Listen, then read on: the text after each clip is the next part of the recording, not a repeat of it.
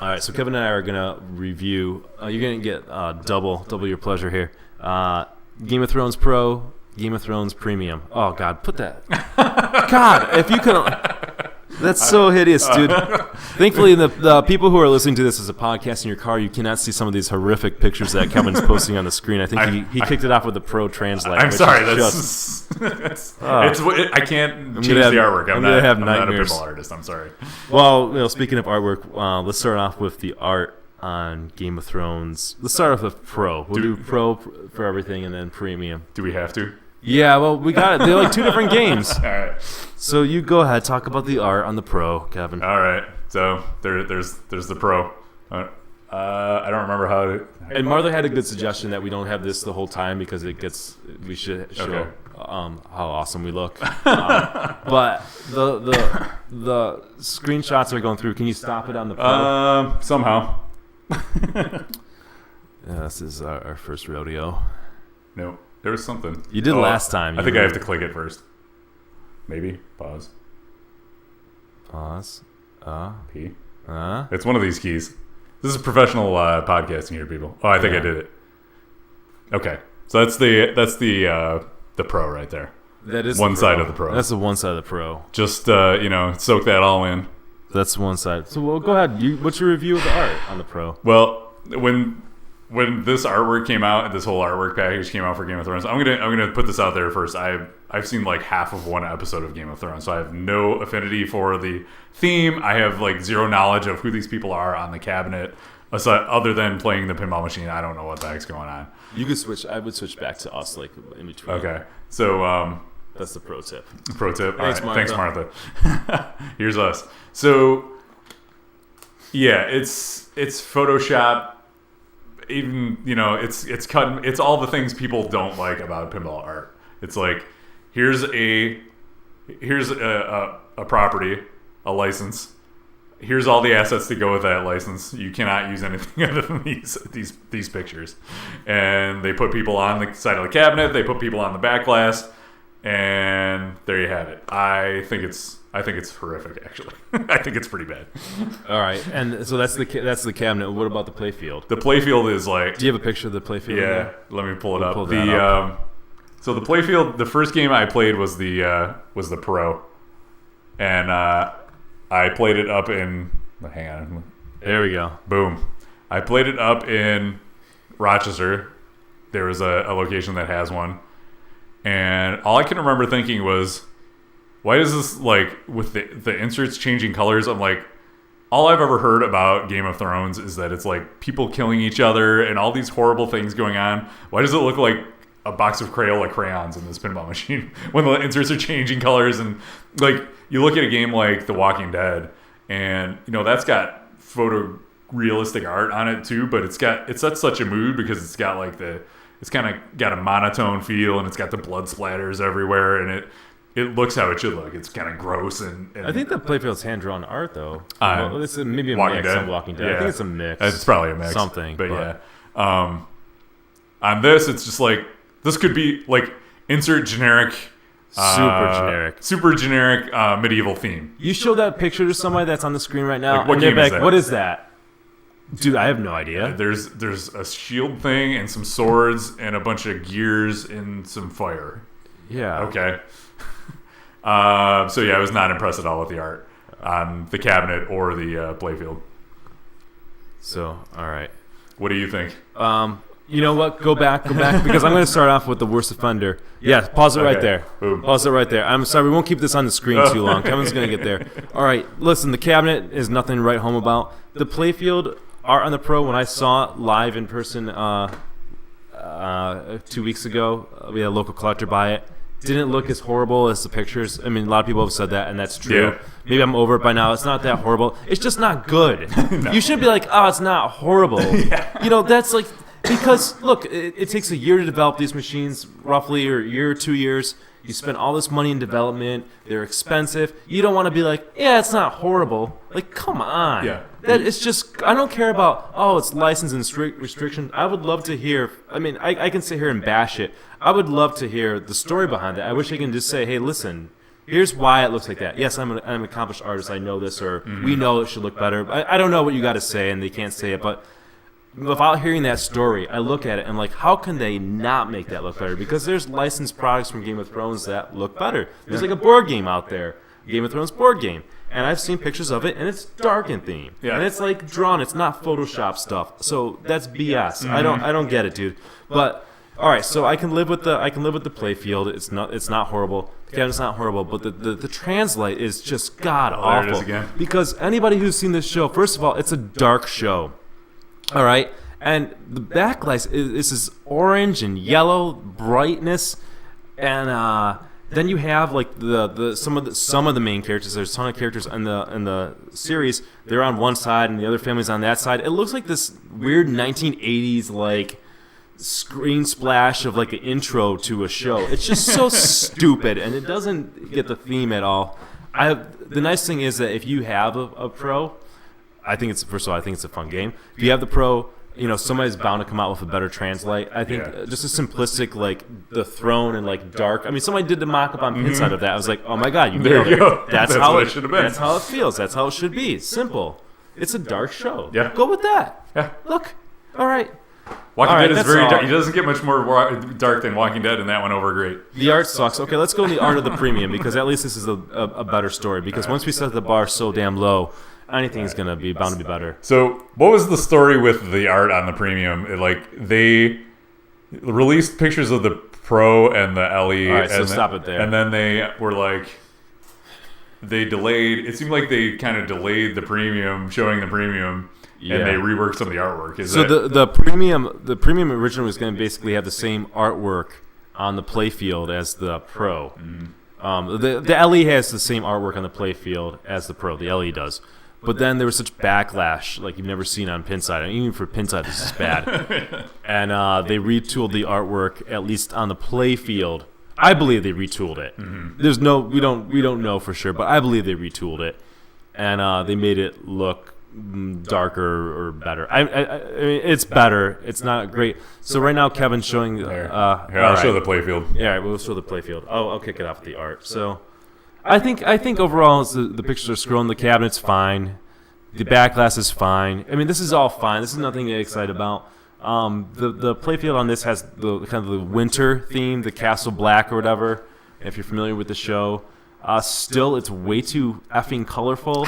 It looks pretty silly, but compared to the Pro, it looks better. I mean, it just looks better. I think it looks better in person than what you're seeing on the screen. Yeah, they made a cool there's like a texture on this area in the middle where all the shields are for the different houses.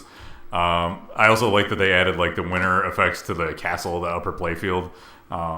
All around, if you're gonna buy a Game of Thrones, the premium is the one to get. So Mixer Tuna says the LE Playfield is slightly different than the Pro. Letter tone is similar, but there are some differences. So, I haven't seen one in person. If you look at it quickly at just in screenshots, it's gonna look the same. But Mixer Tuna has an LE, so he would certainly know. Thank you for the feedback.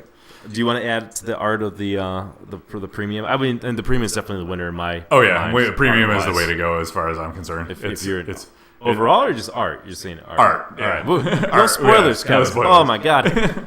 All right. Let's move on to the sound of the game. Okay. Let's. Why don't you start off with the sound? Yeah. So being familiar, I've seen all the up to the current seasons. There's not a lot of sound in the game from the game. Here's the cool thing. They hired the voice actor, the Hound, so he says stuff and he kind of narrates what's going on. Is that the Blackwater multi-ball guy? Yeah, he's cool. Like that call out's cool. You hear people repeating that call out. He does a good. Yeah, I do it. It gets in your head. He does a good job. They also got the red woman or whatever her name is. She's the female voice in there. So kudos to Stern for getting not only one voice actor but two of them. I think that's something that was lacking in The Walking Dead that people complained about, and they went and they did that. There's also sound clips from the show. But there's not a lot of sound clips from the show, which is really weird. Yeah. Like, some modes will have a lot of talking. Like, when Arya's talking about who she's going to kill. Every time you hit a shot, she'll say their name. But then you get to another mode, and there's, like, no sound from any of the clips. It's just there's a disparity. It feels like they're not done with the sound in that game. But I think they are done. That's the thing. So, I mean, the sound, again, is I would just label it as average. Kudos for getting the voice actors, but the other kind of atmosphere of the game, I just feels a little. To me, it feels like something's missing. Yeah. And then, thankfully, the theme song, even though that's all you're gonna hear, I don't even know that's the what other. I was just gonna say. It's a good theme song. So I hope you like it because you're gonna hear it a lot.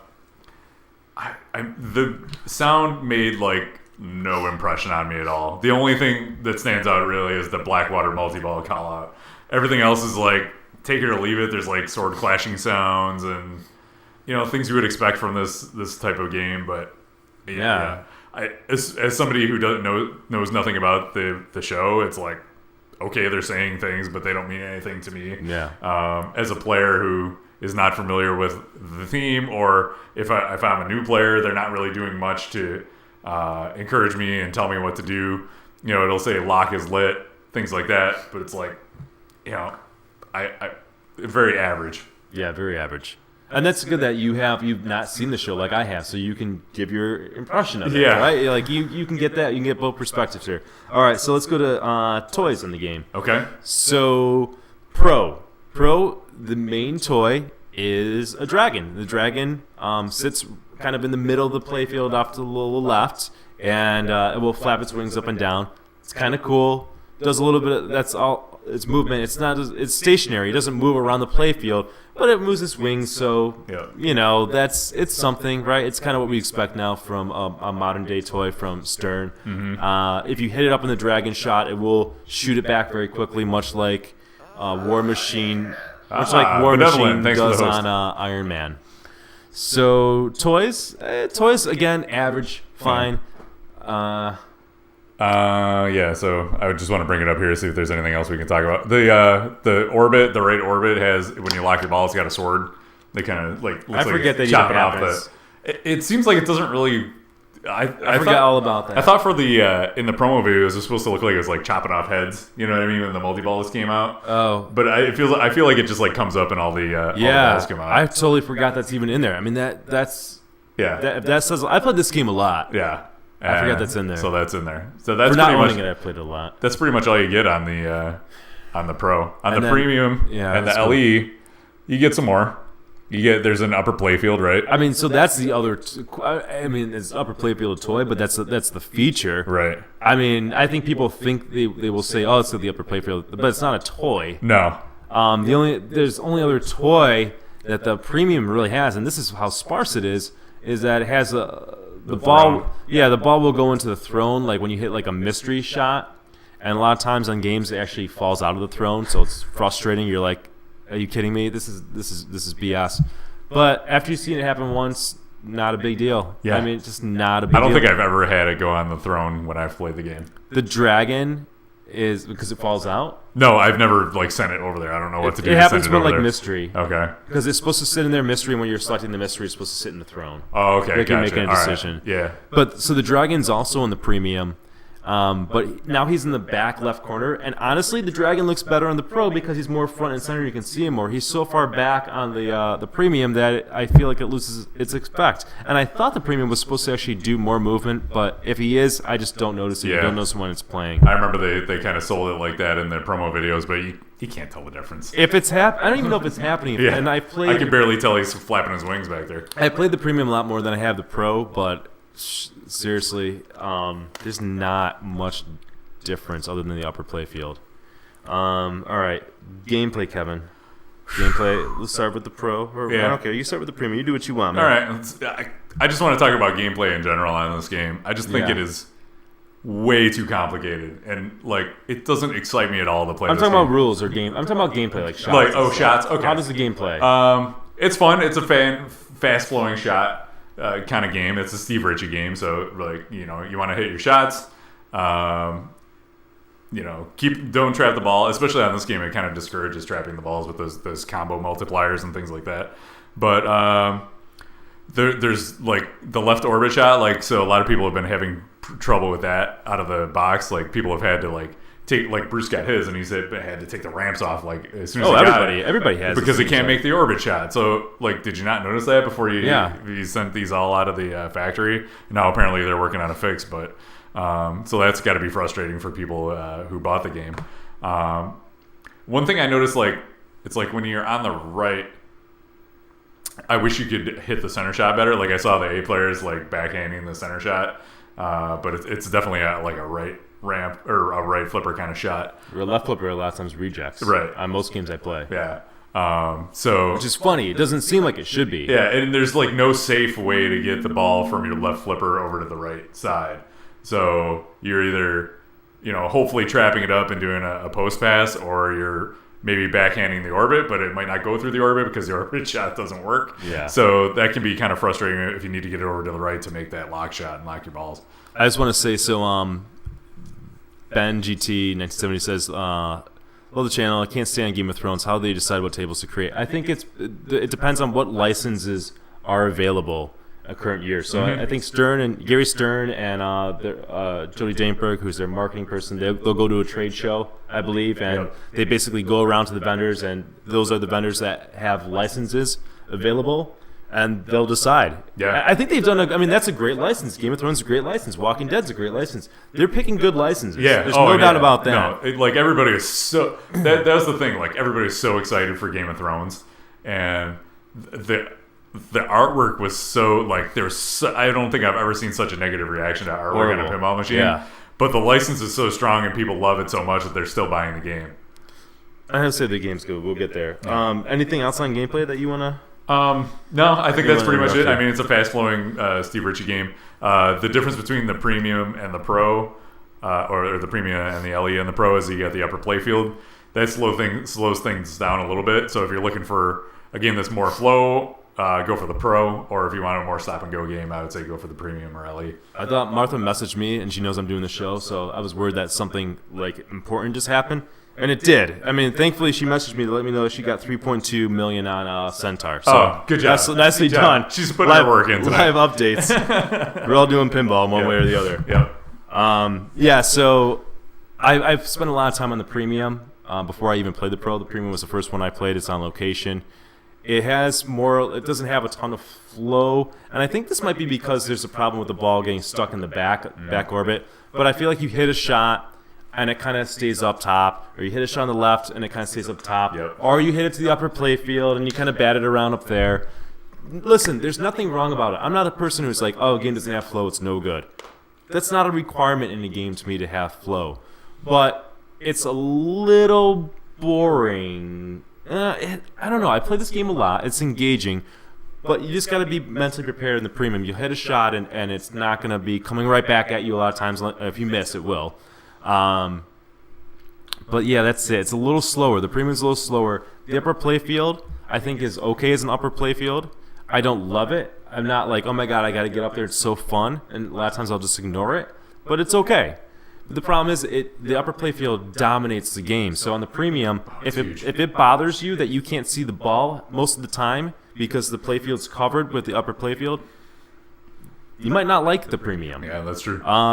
Another game that when I first started off playing pinball, Creature of the Black Lagoon, that's dominated by the ramp. So a lot of times you can't see where the ball is. If that bothers you, you're not going to like the premium, and it's going to frustrate you. Now, the pro, I just played the pro recently, and I got to say, I like how the pro plays better. I'm not the kind of person who says it needs to have flow, it's got to have flow, but it was just a little more exciting. Always being able to see the ball, always having the ball in motion. I don't, again, because I can take or leave the upper playfield, I don't think it's worth the extra $2,000 just to have that. At least not now, unless they make the code amazing. I don't know what they can possibly do. But I think the pro's a fun shooting game. The shots aren't particularly interesting, but they work. They have some flow to it. It's not a mind-blowingly interesting design, but it's fun, man. Steve Ritchie makes fun games. Yeah. He makes games that shoot well, and they're fun, and I do enjoy playing this game. I've played this game quite a bit, and I always find myself willing to play it a few times at least. And I think that's due to the good the gameplay of it, the good shots of it. Yeah. Tall Todd in the chat room says Pinside got a throne added to the pro. So when they first showed playfield shots, they said this is Game of Thrones and there is no throne in it. So they stuck a throne on there. Yeah. So rule wise, and here's where the game excels. Some people in the chat say it's too complicated. I've heard other people say it's too complicated. Here's my thing about having rules that are complicated or deep. I think that's great. I think that's good because if you're buying the game for your home, you don't want a game that has basic rules that you get bored of. Kiss. All right? And that's what happens. You can get the chat room going now. I think a game should be so good that the beginning player who doesn't even know that there's I have a whole rant on rules. Maybe we won't get to it. Right, you want to do it now? Okay, here's my thing about rules. This is a bonus. Okay. People say pinball's too complicated, there's too many rules. All right, number one, you have three categories of people. First category is the person who will play pinball but does not even know that there are rules in pinball. Flip. So whether they're complicated or shallow doesn't matter, right? All they want to do is see something cool like get to a multi-ball or have the ironmonger come up. So rules being complicated does not apply to that person. Let's say it's 33% of the people. I don't know. But you're with me. That makes sense? Yep. Okay. The other category, That's your mom. The next step is the person who plays pinball. They play a little bit more. They know their rules. Okay? And they know their rules, but they don't become obsessed about the rules. Or maybe they're not a great player. Now, I'm not sure why complicated rules will upset them, because a lot of times in games they can at least figure out some basic things. Like, how do I start multi-ball, right? Or maybe basically how to get to the wizard ball. But how do I start multi-ball, or how do I do the cool feature in a game? AC/DC has a ton of rules in it. Very complicated in some ways. But everybody knows there's three things to get multi-ball. There's jam, there's tour, and there's album. And that's the kind of player who knows that there's rules in a game will at least know how to do that. And you can explain that to them in like 30 seconds. You hit the ramps, you hit the side shots, you hit the drop targets, you get multi-ball. Right? Mm-hmm. Good enough. So that satisfies that middle person. Now having deep rules in a game like AC/DC, where like if you get the albums in order, that satisfies the third category of person who loves the deep rules. But I don't think it should scare anybody off. I really don't. I know it does to some people, but as long as the casual person can have fun and do a feature, maybe they start multi-ball, they're going to be satisfied.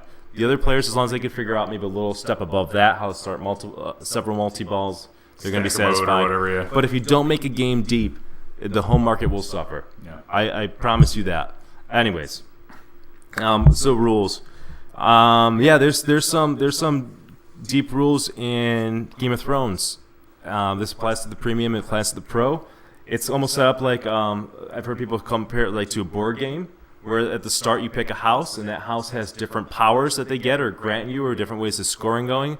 It might seem overwhelming at first, but the cool thing about that is the more you play, the more you're going to figure it out. It's a game that will stay on your mind for a while. It's a game that appeals to the more cerebral person. But if that's not your cup of tea, you can set the game to just always be Stark, and it's pretty easy to get multi-ball. You hit the shots on the right that say lock, you hit in the center, now you have a multi-ball, and you can do cool things. I mean, the rules are good in the game. The rules are definitely good. There's some shot multipliers that I really like. I know some people don't, but I think it's cool to kind of see a game kind of blow up exponentially. That kind of keeps me coming back for more, because I always figure, like, here comes my big game, and I'm getting rewarded by shooting the shots really quickly. It's not a chopping. It doesn't feel so much like chopping wood, at least. At least it takes away some of the chopping wood aspect of it. Yeah. So Trip brings up a good point in the chat room too. So like, the rules are so complicated on this game that they have two. You can pick basic gameplay style or like the full rules mode. So the game ships out of the box with two sets of rules, one designed more for a casual player and one more for an advanced player. I didn't play, like, the first game, the pro I played had this on, and I played a couple games with the basic rule set because I couldn't figure out how to turn on the advanced rules, but I didn't know enough about the game at that point to really talk about which one is better, what the differences are. You made the point of deep rules are good for the home buyer, and I think Stern is definitely in a spot where they have to serve two masters now, whereas games used to strictly be go out on location. People want operators want pinball machines to last 2 minutes for somebody to play, so they have to put more money in as soon as possible and get back into it. So now they have to, their home market is growing and growing, so they have to fill this need of, I have home players who are going to play this for hours and hours and hours. We want them to be satisfied. We want them to come back and buy more games, so we need to satisfy those folks as well. So they're in a tough spot, and I would argue that games like AC/DC and Game of Thrones don't have that obvious thing for players to do. look at a game like, Doctor Who, there's a big giant thing in the back there. Even like, people talk about like The Walking Dead or Metallica. It's like, oh, you hit the giant thing in the back, Bash Toys or whatever. But, if you don't know anything about pinball or you're a very novice or intermediate player, that's like, okay, there's something I can go for. There's something I can understand right off the top. On Game of Thrones, it's like, it took me like 4 or 5 games through, and maybe because it was late at night and I was tired, but it was like, how do you even like light your locks on this thing? It's like does it say light locks on the right side? Yeah, but it's if you just step up and you start playing and bashing the game around. I agree though. I agree. You shouldn't have to analyze the playfield before you jump into it and go, oh, this is your light locks. You should kind of work your way through it playing. There is nothing there for like the new player to kind of the obvious thing like like I need to hit this thing a bunch of times and it's gonna do something. Like the prison or like X-Men does it wonderfully with Wolverine. You hit him like 3 times and he started multiple. It's this big thing you can't miss it. Or the Well Walker. So yeah, there's nothing obvious in Game of Thrones for the casual player, and I can appreciate that. So that's my issue with games like that. And, I'm kind of like a step behind Nick in level of play, so I kind of bring a slightly less advanced perspective on things. So go ahead. I'm sorry, I got totally distracted. Tall Todd said something about, do you see the Pop of Thrones video where someone blew up the game? He's talking about Keith Elwin. Mm-hmm. Even Bowen and Bowden didn't know how it scored so high. So that's that's a bug in the game. Yeah, he had like 14 billion or something. They discovered a bug. Mm-hmm. So what they started doing is having to power cycle the game in between players playing. That's a broken thing. Yeah. That shouldn't be in the game. They'll fix that. Yeah. So I needed to watch you guys play Game of Thrones and just watch a whole bunch of people play it, and you explained it to me with the shot multipliers and things like that. I would have never figured that out on my own. Yeah. I mean, luckily we live in an age where there are things like Papa.org with all these gameplay videos and tutorials, but most everyday people aren't going to know about that. They're not going to do that. If you hopefully you got some friends you can play with and figure these things out, but it's tough. And so for casual players, I think this is going to be a tough game to wrap your head around. For home buyers, it's great. And I commend Stern for coming out with a game with a rule set that is this complete, because they've been kind of just like pushing out games and the code will come later. And this one really came out. I think they have some extra time to kind of work on this game. I think they've been working like 2 years on it. Yeah, so they really fleshed out the rules. Dwight Sullivan did a great job on it. And, to come out of the box with software this complicated and this layered is great. You're not gonna see people selling it that quickly. Like look what happened when Kiss came out. So Kiss, great artwork, Playfield looks great. People bought it. Shots are great. John Borg, I love how it shoots. I would never own that game because the software, the rules in it are just so bare bones. It's laughable. Yeah. Like it's just boring. Mm-hmm. It's boring. I don't want to play it anymore. It's boring. It's fun to shoot, but there's nothing to it. To that end, though, I see people saying they like Kiss better because it's straightforward. I hit Gene's head a whole bunch of times. I'll get a multi-ball. I hit the Starman. But is it somebody? But people who say that, is it somebody who has it in their home and they're going to have it in their home for years? People who go play on location. Okay. Yeah. So I guess I look at it a lot. I try to look at it from both sides, but I look at it as a home buyer, right? And what I want Stern to do. Again, Game of Thrones, like you said, it doesn't have that obvious thing to shoot for, and that's a problem. But like, let's say Iron Man. Oh, let's use Walking Dead. Walking Dead has a lot of rules into it, but at least there's obvious things for the casual player to enjoy. They'll maybe never know that there's deeper rules, but that's not going to bother them. They're not going to stay up at night because they knew how to start these multi-balls, these obvious shots. I hit the Well Walker a whole bunch, and I got a multi-ball, or I hit the Prison a bunch and I got the multi-ball. So with Kiss, you can add in these deep rules for the home buyer, but the casual player will still love it because they shoot Gene's head, right? And they get a multi-ball. Yeah. So it satisfies both. Okay, let's try to hijack and get into Kiss, but I think it is an important distinction. Stern's been teasing that they're coming out with code for that, so I'm sure it's going to improve. Yeah, and like Astro Marcus says in the chat, no one wanted Walking Dead at first, and now everyone wants one. So the rules can totally change again. I own a premium because they fixed the rule. They got awesome rules on it. I like how it's shot. They put awesome rules. Now it's in my basement. Right. Boom. All right. So wow, we really talked about rules, but that's good. There's a lot. Yeah, rules is a big point of that game. So our next point is last ability. Eric W. Green, thanks for the follow. Our last point is lastability on it. I think lastability is pretty good for a home buyer because there are significant rules in there, and maybe the strategy will change over time as to what house you might pick. Just the way when AC/DC came out, everyone was like rock and roll train all day, or War Machine, and now it's House Bells. Yeah. So things change and things evolve, and that's a sign of a good game when a year or two later you're changing your strategy on it. Yeah. So I think that's rules basically. What leads to lastability in a game. You have good rules, it's going to last in your collection. So I think it's pretty good. Yeah, I agree. I think it might not be the game for you, but if you do like the game and you buy it, it's going to be one that sticks around because I hear tournament players talking about. Well, you mentioned AC/DC, and there was always like one or two modes that were like those are the things you shoot to get all the points.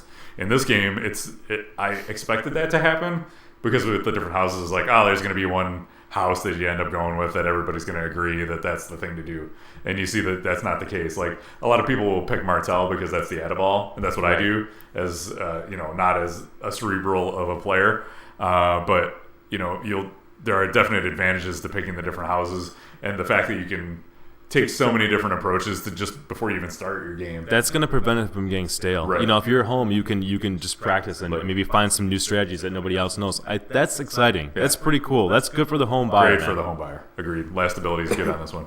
All right. So now that we've been through all that, and we're still talking about both the Pro and Premium, and a lot of these things are the same. Mm-hmm. What do you give this game, Kevin? What are your final thoughts on what do you give it? I don't really like playing this game. So at the end of the day, no matter what we talk about, it comes down to fun, right? Yeah. If I'm in an arcade and there's a Walking Dead or a Game of Thrones, I'm probably going to play Walking Dead. I'll play Game of Thrones once, maybe twice, get my butt kicked, and then I'll go play Walking Dead just because I have so much more fun with that game. End of the day, final score, I'm going to give it a 6.5. Wow. Oh, my God. 6.5. That's lower than... What did you give... What'd you give Big Buck Hunter? I give Big Buck Hunter higher points than that. Okay. Yeah. I have more fun playing it. Yeah, and that's honestly, I'm not giving you a hard time. That's what matters. So, when this came on location, the premium, I played it a lot. I don't love it. It's not a game that I'm like, how can I get it in my home? Which is always good. It saves me money. But I always find myself more than happy to play a couple games on it. Now, granted, when I was down at Papa, I didn't play that game at all, and I didn't miss it. I saw it on location, so that says a lot, too, to me. And really, it'd be interesting six months from now, but because there is a lot of rules to it, and things can change, and you have the shot multipliers, there's that allure of trying to blow up the game, and I'm addicted to that. It doesn't have a one more game, very strong feeling to it, but I will play it usually a couple times. It can be longer. I think one of the things is that as I've played the game, I've kind of gotten the shots down, and it kind of gets to be a little bit of a long-playing game. I don't really love long-playing games, so that loses some lastability for me over time and some interest. But I think it's a good game. I think they totally blew it on the theme integration, based on the fact that the art is not great. The art doesn't even represent what the series is. The voices are kind of hit or miss. We talked about the sound. There's plus and minuses to that. I think the rules are awesome, which really helps elevate the game. But overall, I give it an 8. I give it an 8 out of 10. It's a good game. It's a solid game. It's fun. It shoots well. I'm happy to play it. But really, the rules are what's bolstering that up to 8. That's the saving. It's really the rules because they've dropped the ball in so many other areas, especially the art. That thing looks so damn ugly. I would not want to pro my basement with that translate. It's hideous. And you say, well, I don't play the artwork. Well, yeah. But they put artwork on the game because you look at it, and it's going to sit in your lineup of games or whatever, and you don't want the stinker at $45,000, whatever that the Pro costs. You don't want it to suck. It's the same price as a gorgeous Ghostbusters. So yeah, it's fun. It's fun to me. I have a little more fun than Kevin, definitely, but it's not a game that I definitely love. They could have done better. It's an ugly game that's no fun. Don't listen to him. As well, Kessa, hey, it's better than Avengers. I'll give you that. Wow, you can say that about a lot of games.